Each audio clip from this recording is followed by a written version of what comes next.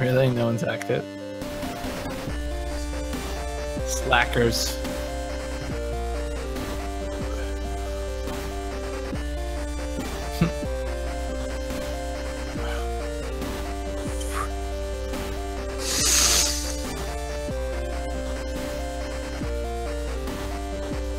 Yeah, I see it on Facebook, yeah. Sharing it right now.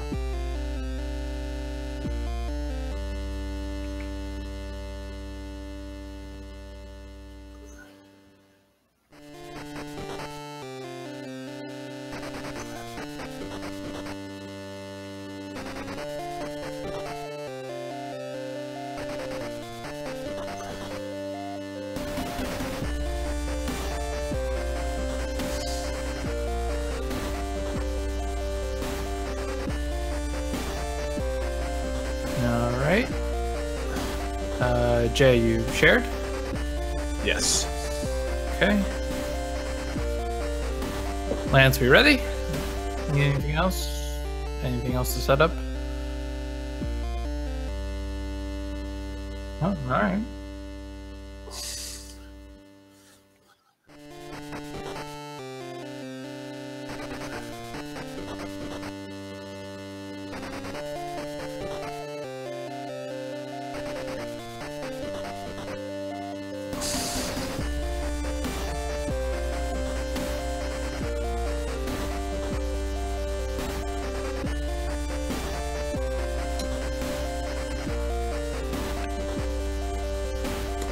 Cool. Well, what if we do one topic in like 2 minutes, and then you'll carry over the time, right?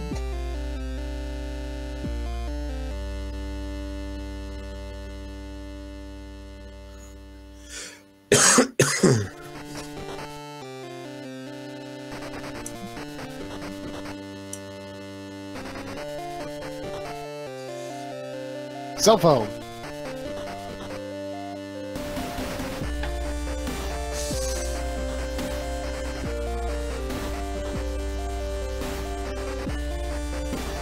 There's a story on CNN how Russian meddling efforts extended to Pokemon Go. Ooh, Dees. God damn it, Trump. Ruining our Pokemon. Messing with our Pokemon Go's. He probably fucked with the Pokemon convention just because it was in Chicago, Obama's homeland. It's true.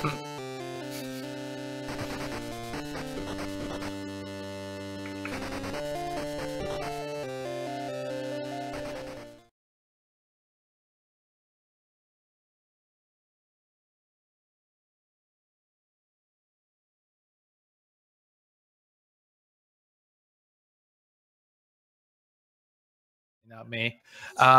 We have a fantastic show for you today. Let me introduce the crew. We have Josh Irwin. Hey, what's going on? Good to have you, my friend. Good to be here. And the disembodied voice of Jay Rich. Hey, how's it going? Thought Always, it was always potentially spooky enough for October to be a disembodied voice. always good to have you on as a disembodied voice. That's Indeed. my preferred version of you. Of course. I do have a face for radio, so It's true. So let's jump right in because we are being kept, I should say, on a very tight time limit this week. We are going to start with a PSA, and then we're going to jump into a what the fuck because that's how we roll. So our PSA, the Oculus Rift, is now seeing a permanent price drop to $399 with the touch controllers. This is a pretty good deal in my opinion. It was a promotion originally that they were doing over the summer, but now they smartly decided to just keep the pricing because they've seen sales go up. You think this is going to be the sweet spot for them, or you think people are going to hold out for the next generation of hardware? I think if they're going to sell it, $399 is where they're going to sell it. They also push some other initiatives for businesses where you can now bulk order and get quantity discounts and stuff. Mm-hmm. So I think they're making the right moves. Yeah, I agree. I think this is the way to go. This is not quite the price point that's going to bring in all the mainstream people, but Sure. it will definitely help. Yeah, we'll see a lot more action going on. If people are willing to spend $1,000 for that godforsaken iPhone, they sure as hell can drop down $400 for a state-of-the-art VR headset. Right? So there's that. And if you're interested, that the price is in effect now and pretty much everywhere. So you can just go to their website and order it, or you could walk into I don't know if Best Buy still carry them. You should check with your local Best Buy, but the price is everywhere. That price is the new price going forward. And we'll talk a little bit more about Oculus because as Josh mentioned, they had a bunch of announcements recently because they had a developers conference. But we started to do things a little differently. And instead of saving all our what the fuck stories for the end of the show, we now like to tease you a little bit with one up front. And so our first story involves Colonel Sanders. No, we're not showing you that incredibly creepy and frightening VR training level that that KFC came up with. And if you truly want to be frightened on Halloween, you just turn off the lights and watch that. It's like, yeah, it's true. It's very spooky. 15 minutes and the hair will rise at the back of your neck. It's that spooky. They are doing a promotion in WWE 2K18 because obviously when I think of wrestling, I think fried chicken, right? Doesn't everyone? The two are not completely separate. No, that's true. Not completely separate. So Colonel Sanders will now be a playable character in WWE 2K18. You will have to assemble him in Create a Wrestler mode, but he is a thing, and it's pretty incredible. Yeah, and there's now such a thing as sponsored achievements and trophies. So you got to put the pieces of the chicken back together to make Colonel Sanders, who's in like a ripped white suit with all his guns hanging out. Yeah, I love it. It's good stuff. Everyone knows that Colonel Sanders was jacked until the end of his life. Oh yeah, that fried chicken had to be good for his muscles. That's all he did. He ate fried chicken, then he hit the gym. That's it. That was his life. Got to get that protein in. That's right. I don't even know what to make of this. KFC, I think, to a large extent, just does a bunch of wacky shit to keep themselves in the news because they're always doing something weird like this. And whatever works, man. That's what I'm saying. I think it works for them because I don't know. Someone's eating that chicken. It's not me, but someone is. Well, you're on the East Coast. You have way better chicken places over there than we do out here. Is that what it is? I guess. I don't know. I would imagine so. I've got local places. Shout out to Peach's Hot House here in Brooklyn. Fucking amazing. But yeah, so that is pretty much it. That is our first what the fuck story, and we have one more for you if you stick around to the end of the show. I promise it's a good one. Let us go back to Oculus for a second. They are having what I think is a pretty good week, a pretty positive week. They're just coming off their developers. This is the fourth developers. Yes, Oculus Connect 4 conference. And there they took the wraps off what they're calling the Oculus Go. So this is a $199 headset. They are basically citing this as the sweet spot standalone VR headset. So my understanding, and please correct me if I'm wrong, so this thing uses inside-out tracking, right? Nope. They've talked about it before. We've seen a very rough prototype of this about a year ago. Yes. But so this one is a newer prototype. I've read extraordinarily, positive things about this. It's not as powerful, obviously, as you imagine. By the way, I can totally hear you breathing, Jay. So you might want to move. Right here. Step back. This thing isn't quite as powerful as the PC one, the $400 one we just were speaking about a moment ago, but it is really good. it's better than the the Gear VR, which you have to put your phone into. This one doesn't have a phone. This one has all the sensors, I believe, in there. I assume it uses like an SD card for storage space, but has that been said one way or the other? No? Nope. Okay. So I imagine there's going to be some sort of SD card thing going on. And yeah, I mean, the important thing here is inside out tracking. So you don't need to set up base stations. You don't need to have any wires that you're worried about tripping over. This thing is completely wireless. It's doing all the work in the headset alone. It doesn't do inside out tracking. It doesn't? Nope. I'm confused. I thought this one. Nope. It does not do inside out tracking. Oh, so this one you are setting up a base station then. No, you don't do any of that. It's just like a Gear VR. Oh, okay. Are you sure? My understanding is it does inside out tracking. No, I'm positive. I watched the announcement and then I went back and read about the announcement because I thought that when they announced this mobile one that they were going to announce the one with inside out tracking, and they did not. They absolutely did not. So this is basically an Android. This is an Android device with a unique screen. The screen is a higher tech. The lenses are the next generation of Oculus lenses. But other than that, it comes with the little wand controller, just like you can get for the Gear VR, but it does not do inside-out tracking. Interesting. So I was going to mention the lenses. The lenses are in some ways a step down in the sense that they're LCD lenses versus OLED lenses. However, LCD lenses, basically Facebook is saying they've gotten good enough that these are fine. And of course, they're much cheaper to manufacture than OLED. These LCD lenses have a higher pixel fill rate. So they will actually reduce the screen door effect over the AMOLED that they're using now. Yeah. Oh, it's AMOLED. I'm sorry. Yeah. Bad, pseudo game journalist. Bad.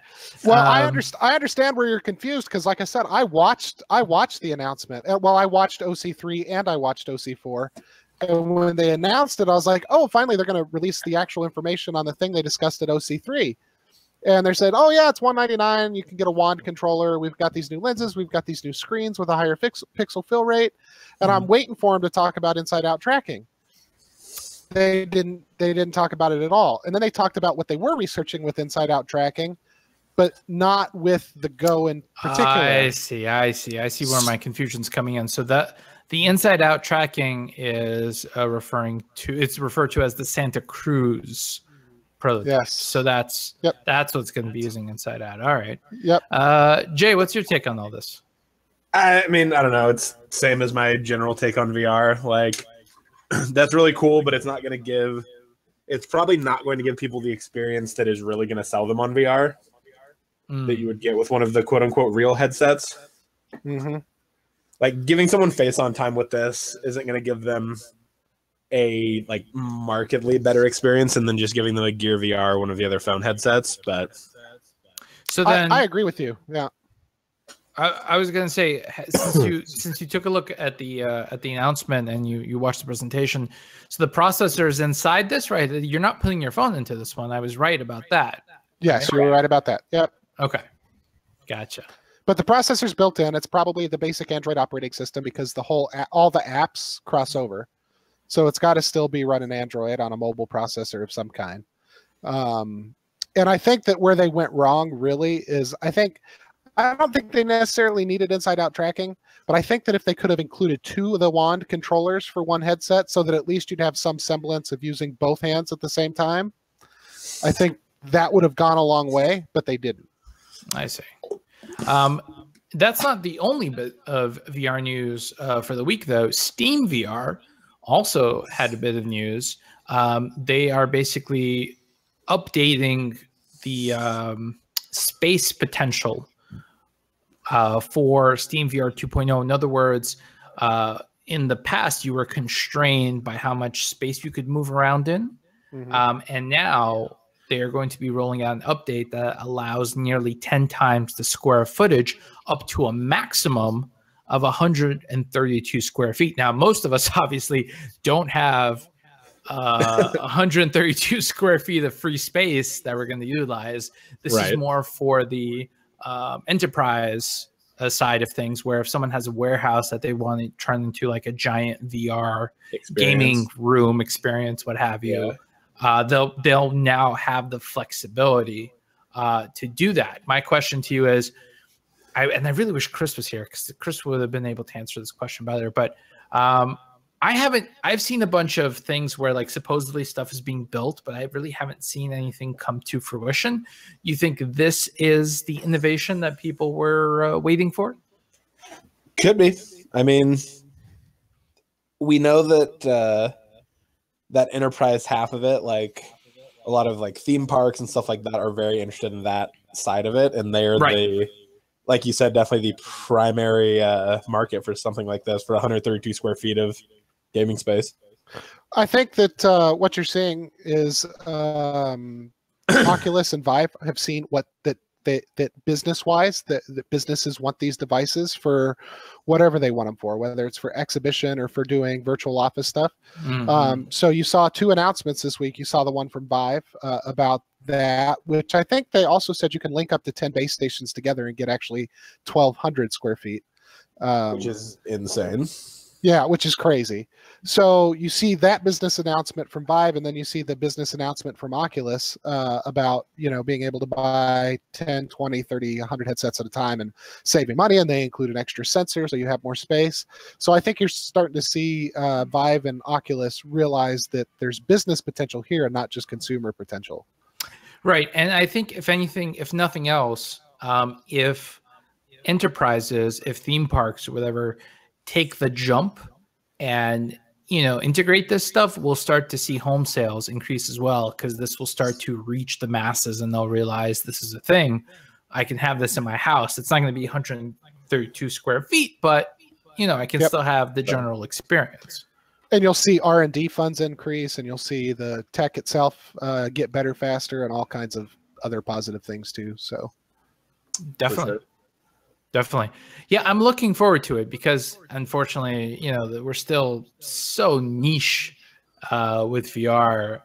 Everyone talks about potential, but no one is really, no one's really capitalized on it yet. So I'm still waiting. We're all still waiting, I think, for it's awesome when it penetrates the mainstream. Yeah, so we're just always waiting for penetration. Story of my life. That's true. That's true. Always waiting, never lucky. Always a bridesmaid, never a bride. Exactly. Just the tip. Just the tip. All right. Our next story. What are we doing? So our next story, let's talk about Xbox for a second. So Xbox is rolling out an update for Minecraft. For those of you that don't remember, Microsoft bought Minecraft a couple of years ago, but they've been pretty, loose with it. They've tried to stick it into as many systems as possible. They're trying to penetrate other systems. They've tried to penetrate other systems. Exactly. Penetration is very important. It's very important. And so they are rolling out a new update called Better Together. And so this update is going to unify every single platform on Minecraft except for one. Basically Xbox One is going to be able to play with Windows 10, is going to be able to play with mobile players, with VR players, and even Switch players, although the Switch players have to wait a little bit longer for the update. It is coming. There's only one system that obviously I have left out, and that's PlayStation. PlayStation is not allowing for this Better Together update to function as necessary, and Xbox is making it very clear. Look, this is Sony. This is Sony's decision. We want this. They're the ones that are basically telling us no. And obviously, this isn't the first time Sony has said no to crossplay. We've had stories recently about Fortnite, and before then, we had stories about Rocket League. My question to you guys is, do you think Minecraft is going to be the one that's big enough that's going to force Sony's hand? I thought Rocket League was pretty big, but I would argue that Minecraft is even bigger. So is Minecraft going to be enough to No. twist Sony's arm? Why would they? When they have what almost double sell-through numbers, like what the fuck do they care? You know, I have to agree with you. like that's really what it comes down to. Like, there's a reason why Nintendo is the one that was like, yeah, of course we can play. Yeah, totally. Like, Sony doesn't need to have crossplay on Minecraft. Like, I'm guessing the Minecraft sales on PS4 are probably the lowest out of all the platforms. I would take a stab in the dark, like as far as a ratio goes, like compared to their total number of installed users, like like it may have more like raw download numbers than another platform, but maybe not even that, to be honest. Like, I would guess that the quote unquote target audience for a PS4 has a very low overlapping Venn diagram with the target audience for Minecraft, whereas like Xbox One and Switch probably have a little more overlap in that Venn diagram. You know what I mean? For sure. I can see that. Yeah, I mean, I think it's funny that this conversation is always one-sided. We don't ever hear anything about what Sony's got to say about it. We just hear Microsoft saying they told us no. So I don't know. Like, I wonder if it has to do with Sony's infrastructure not being all that great. I'm sure that's a big part of it. Like, they're not confident in their own, network infrastructure to be able to allow PC and Xbox players onto it. And, oh, by the way, the former head of their network infrastructure is now taking Andrew House's spot. So we've got that to look forward to. Yay. Wait, one more time. So we were talking about Sony's network infrastructure not being all that strong. Right. And, Andrew House is leaving. Oh, I see. And the president and CEO of Sony Interactive Entertainment or whatever, Scott Cadera, is that his name, is taking over, and he's the one that's actually presently in charge of Sony's network. So the guy that's built a network that isn't all that stable is now taking over the PlayStation platform. I mean, he's a logical choice. Totally. True. Just saying. Also, you are breaking up a bit for me, just saying though, Josh. Am I? He's coming in clear for me. Oh, okay. Is he? All right. As long as he's coming in clear for someone, as long as the local recording sounds good. But all right. Moving on. Let us. So here's the thing. Like the Bethesda story is so close to what the fuck that I was gonna save it for last. But I think arguably the Open Critic story is a little larger in terms of like. Oh, that's true. Let's do the Bethesda one first and then do. Yeah, for sure. All right. So, I mean, I was tempted to make this a what the fuck story, but it was on the border there. It was touch and go, but we decided to keep it as a regular story because I don't think that Bethesda was trolling on this one. So basically, here's what we're talking about. So Bethesda tweeted out they've got the new Wolfenstein game coming out, right? So they've got Wolfenstein 2 coming out to PC. The game looks super dope. It looks super sweet. Graphically, just looks really crazy. And they murder Germans. So I mean, the Germans. So they tweeted out, "Make America Nazi free again" on their Twitter, and shit hit the fan. Basically, like people started tweeting back at them, who I don't know if they were trolls or just like Trump supporters, but they basically accused Bethesda of like taking a political stance. And, so my favorite tweet I saw of this was someone tweeted out like, "This is how we got where we are, just throwing the word Nazi around, blah, blah, blah, blah, blah." And someone from Bethesda on their personal Twitter account was like, "This game's about killing literal Nazis, you dipshit." And like, you go to his Twitter account, he's like, "Yeah, I work for Bethesda, but this is my personal account. My tweets don't reflect the views of Bethesda." So it's like, he's totally in the clear, which is hilarious to me. Like, but it's like, that's where we're at in America, is that like, people are like, they hear the word Nazi and they're like, "Oh, they must be talking about me." And if you're at a point where you think that, you need to reflect on the choices you've made. So they did not mean for this to be political at all. I think we're at a point in our country's history where they clearly used Donald Trump's like Yes, no, Like- 100%. But I would argue that Donald Trump's catchphrase is pop culture now and not political Right. culture. Right. You know what I'm I saying? agree.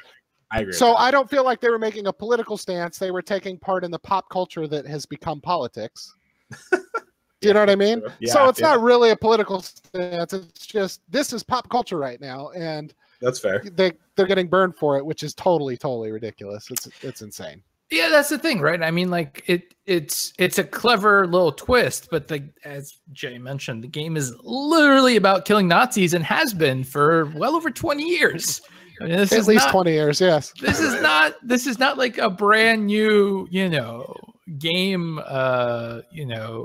feature or something like that. This is not like new territory for the game. The game has always been about killing literal Nazis. And yeah, it blew my mind, like to the point where, I wasn't sure if the people were just trolling or if the people, seriously got offended. I really couldn't tell. It was just so over the top. Is Quentin Tarantino getting hate mail for the movie he made like 10 years ago? I mean, come on, seriously. Like, just I mean, ridiculous. maybe. He might be. Yeah. It's Quentin Tarantino. He might get hate mail every day. You don't know. He probably does get hate mail every day. He's kind of abrasive that way. I guess.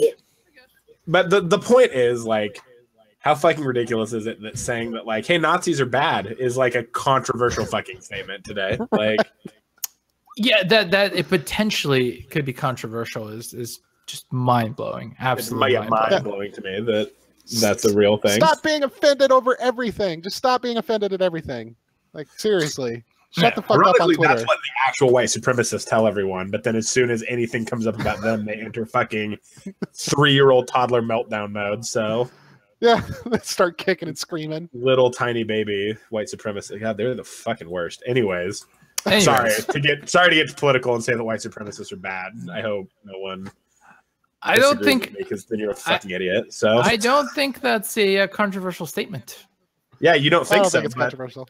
as it turns out, it is. Obviously, if I was Bethesda, obviously it's a very controversial statement. I love that. Like, I remember my favorite one was someone's like, "I'm canceling my order of this game now." I was like, "All right, great." It's like, all right, yeah. Yeah, knock yourself out. Well, that is the fucking consumer culture thing, though, right? Like, let me talk to your manager.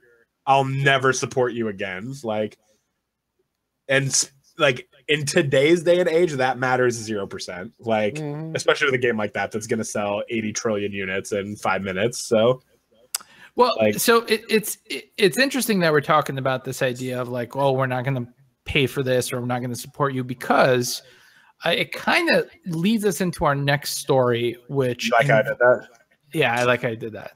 That's why I keep you around, among other reasons. Getting weird. I don't know. Chris isn't here. I feel like I have to, That's insert a little You have to flirtation. penetrate. into You have to penetrate somewhere else. Exactly. I'm Gotta trying get up to in there. penetrate a new market for us, and you're making it difficult, Jay. Fair. Take it over, bend over, and take it.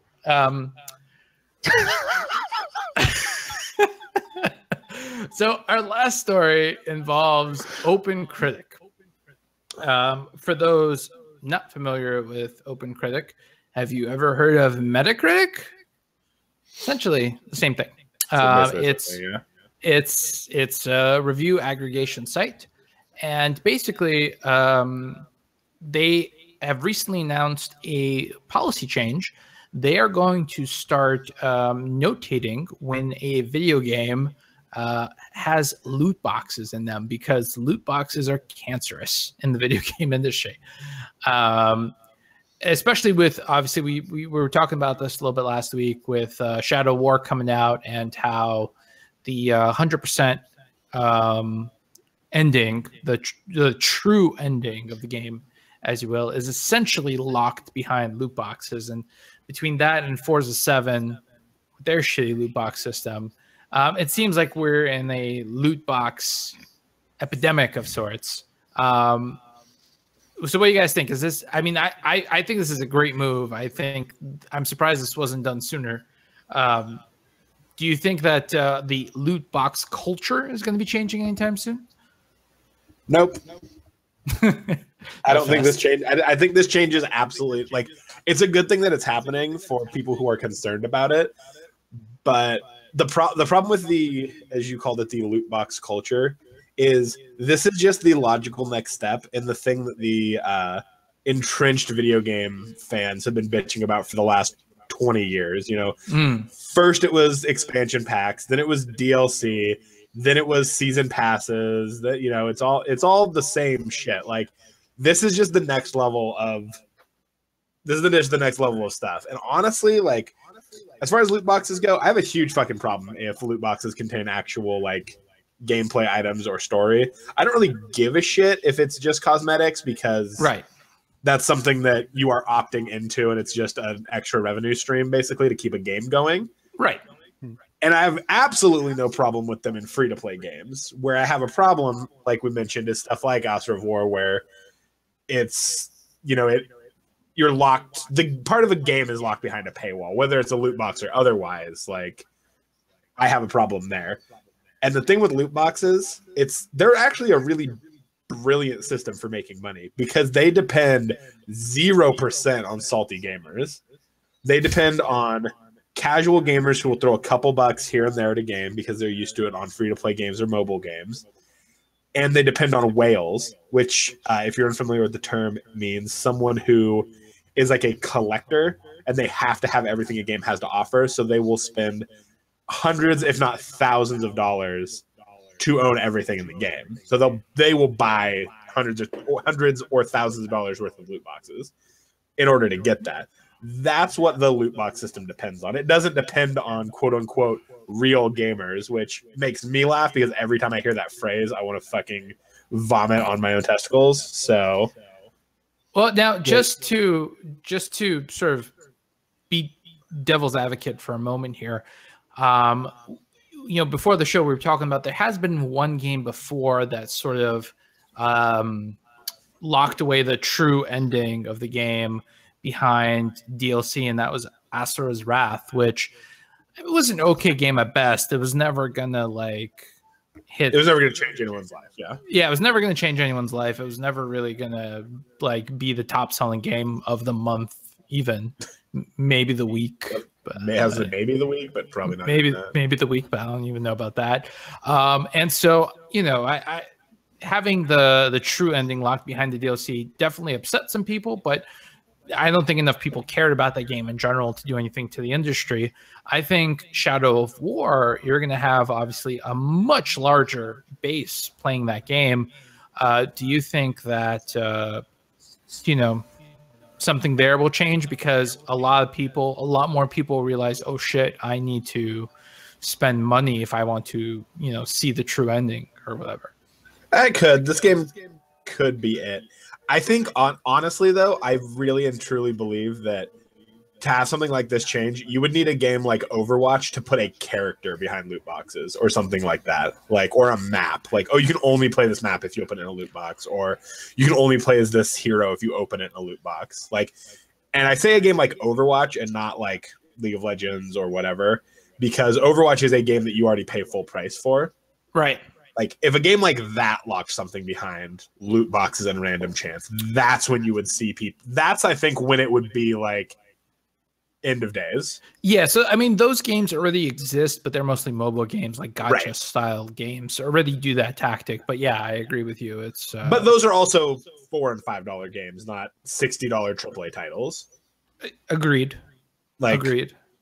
And those games are despicable. Don't get me wrong. I'm not trying to defend those games, because good God, who would? But it really would require something like Overwatch, or like if Red Dead something of that caliber. Like if Red Dead Redemption 2 had that in it, like some form of that in it, like, or whatever the next Elder Scrolls game is, like, oh, you can only unlock the final dungeon once you find the map in a chest that you buy. Like, I am so certain that Red Dead will have so much goddamn DLC and oh yeah, absolutely, it's gonna have 800 chapters of DLC. But like, I don't know. I've always been a proponent of DLC, to be quite frank. Like, for the most part, like, to me, it's just another word for expansion pack.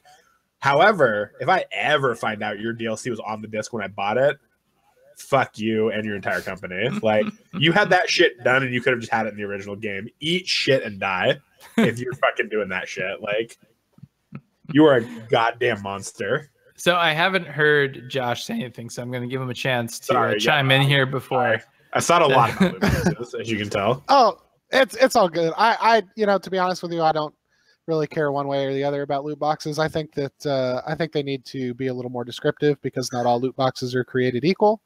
You've got stuff like Overwatch where it's fun to earn loot boxes or whatever, and then you've got stuff like Forza 7 where the loot box system is really jacked up and they're both full price games. So I think it needs to get a little deeper into terms of, what the loot boxes are offering and what users think about it, like maybe a scale on the loot box thing. But yeah, that's where I stand on loot boxes. DLC is, to me, a completely different discussion. But for loot box, I think this maybe doesn't even go far enough. I think it should have a little more detail in it. More detail. Yeah, like I said, not all loot boxes are created equal. Like Overwatch versus, you take Overwatch versus Shadow of War or Forza 7. But you have access to all the characters in Overwatch from the get-go. The loot boxes are cosmetic and right. So I know we keep mentioning Overwatch, but I think it really and truly is the best example because it is a full price game that has put, I would say, more content out for free than most other games ever do. Like any other game, I think all of those characters would have cost money. All of those maps would have cost money. Like, that's just it's insane how much money Overwatch has put out for free and like how much they have quote unquote sabotaged their own loot box system basically in that way. Like, they're not. And like, that's what always gets me when people are like, oh, Blizzard's just a cash hungry corporation. It's like, it could be so much fucking worse. Do you have any idea? Like, do you even understand how much worse this could be for you? Like, good point. It's funny to me. Well, I'm going to just toss a quick question out and say to our listening audience, where you stand on the loot box issue. Are you excited about the loot box system in Shadow of War? Do you feel like the ending shouldn't be hidden? To be fair, we should be a little bit more specific. It's not that you unlock the ending from the loot box. It's that the ending is hidden behind a mode that is a grindy mess, and loot boxes will help you beat said mode much, much faster. So that's what we're really complaining about. But I'm curious to hear where people stand. So tweet at us at Pack Podcast and let us know. And that brings us to our last story of the week. It involves Sagat from Street Fighter 2. Isn't it Sagat? I don't know, actually. I don't know. Everyone says it. Some people say Sagat. Some people say Sagat. When you say Sagat, I just imagine Bob Saget in a fighting game. Honestly, that's way funnier than anything Street Fighter's ever done. Yeah, he's like snorting coke and snorting coke and yelling obscenities at people. Yeah, exactly. I'd play that for sure. So if you have a massive wallet burning a hole in your pocket as we speak, please give us your money. But if you still have money after you gave us money, then you can buy this massive statue of Sagat or Sagat, as you prefer. It cost $1,150. That's, by the way, there's a slight difference. There's two different ones, one that has his arm crossed and one that doesn't have his arms crossed. One that has him just like kind of touching his or with a hand motion in front of his chest. Yeah, so one is basically like Sagat before he gets his ass kicked by Ryu, and the other one is after he gets his ass kicked by Ryu. So it's 1,000 if you want pre, and 1,150 if you want post, because apparently the eye patch adds an extra $150. Oh, the eye patch and the giant chest scar. That's the other. Yeah. So I mean, you can pick it up. It's being sold by PCS Collectibles. So I have a question about this. Yes. So fighting games have a sordid history of having very well endowed female characters that are sort of the a big reason that people latch onto the aesthetic of any given fighting game. Yes, I agree. Statues also have that history of making statues. If you're making a statue out of a fighting game, why is it you choose like the fucked up, beaten up American dude and not like Cammy or Sea Viper or any of the like kawaii waifu characters in Street Fighter? Like, I don't fucking get it from a marketing standpoint.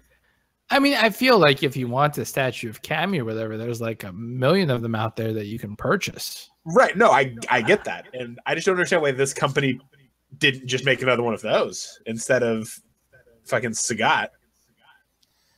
Cheaper to license Sagat? I don't know. I guess I don't know. Also, They I wanted feel like if you're gonna go with one of the male characters, like obviously Ed Bison is who you go with, first of all. They wanted to go with they wanted to give women a lady boner. I don't know. Maybe some women have like a thing for giant muscled Thai men with. I guess I don't know. Sagat seems like a weird choice in Street Fighter in general because he is like he's not really a fan favorite, right? Like who the fuck gives a shit about Sagat? I mean, so I want to be clear. The same company does have a ton of other statues that are only priced slightly less. They have some gorgeous, I'm sure. $700 to $900 statues of Akuma and Ryu. Okay, see, an Akuma one would actually be pretty dope. All right. So, I mean, if you go to their website, which is popcultureshocktoys.com, I know it's a mouthful, you can look at their lineup. They have a bunch of stuff available for pre-order in stock. They're all gorgeous. They're just all absurdly expensive. Like, I mean, I have no issue with the price. Like, I get the price. Like, I get that that's what we're doing. Like, I understand why the price is that high. Like, that is, I've spent a lot of money on Sideshow collectibles, the like crazy limited run statues that range anywhere from like $500 to $2,000. Like typically you just you had to have a payment plan for them though, like through your comic shop or like game shop dealer. Like, yeah, it's pretty crazy. I honestly, like, I fucking get collecting statues. Like I understand that. I don't understand when you get a statue licensing deal. Like, if you're charging that much money for it, you should be better goddamn sure that people are going to buy a lot of it. From what I can tell from looking at their website, it looks like they're slowly making their way through every single Street Fighter character, and they have like variants of them as well. So they have like an E Honda one, right. They have an Oro from Street Fighter 3, they have a Blanca. They have some pretty cool Goken ones as well. So they've got a little bit of everything. If you like any Street Fighter character, they have a Street Fighter statue for you. So good. Putting that out there. So check them out. Just don't expect to get it cheap. Like their cheapest ones are like $350-ish, and they go up from there. So have fun. Yes, enjoy that. Yeah. So unfortunately, that is all the show we have for you this week. I think we've actually done it, boys. I think we've actually kept it to like under 45 minutes. This is we're at 42 right now. Look at that. Looking good. It. So I will say that we are coming up on show 300. So if there's a particular guest that you would like us to try and get a hold of for our episode, again, just tweet at us at Pack Podcast or just toss down the comment below. As always, if you like the show, hit the subscribe button. That means a lot to us. Or if you hated the show, tell us why, and we'll try and do better. Until next time, I have been your host, Michael Schluger. I'm Josh Irwin. I'm Jay Rich. Said it again. The disembodied voice of Jay Rich. Killing it. Have a great week of gaming. Push a lot of keys for us. We will see you next week.